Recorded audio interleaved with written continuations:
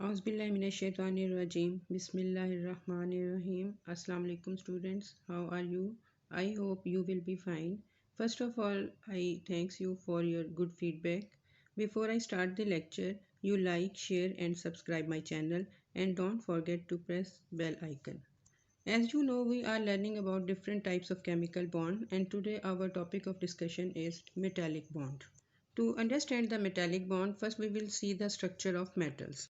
Metals are composed of millions of atoms and each atom is of large size. Large size of atom means there are greater number of inner shells between the valence electron and nucleus. Nucleus exerts force of attraction on all these orbits to hold the electron to revolve in these shells. This force of attraction is greater at this shell, less at this, and so on, and hence the valence electron experiences very low force of attraction of nucleus. Due to this low force of attraction of nucleus on this valence electron, the metals have very low ionization energy. What is ionization energy?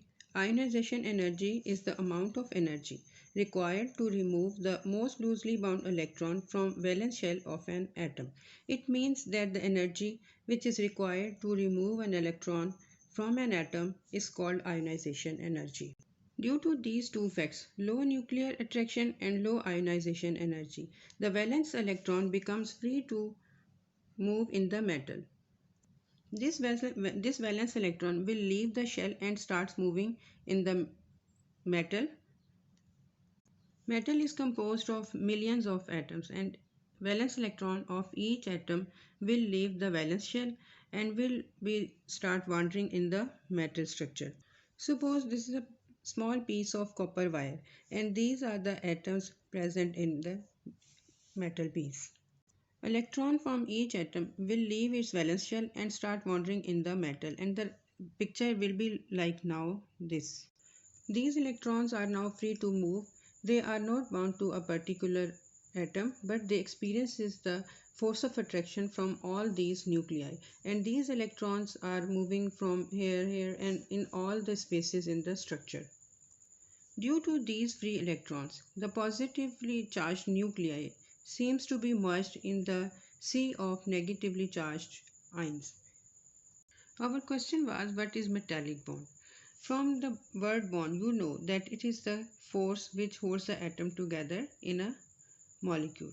The metallic bond is the force of attraction between the free electrons and the metallic positive charge.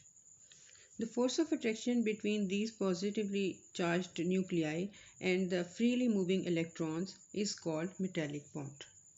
Now we can tell that the metal is an element which can conduct heat and electricity and this conduction is due to the presence of free electrons which are wandering in the metal. I hope you got the lecture very well. That metallic bond is a force of attraction between freely moving negative electrons and the submerged positively charged nuclei in the metals. What are the free electrons? Free electrons are the valence electron which are far from the nucleus and experiences very low nuclear attraction, so they leave the valence shell and starts wandering in the metal.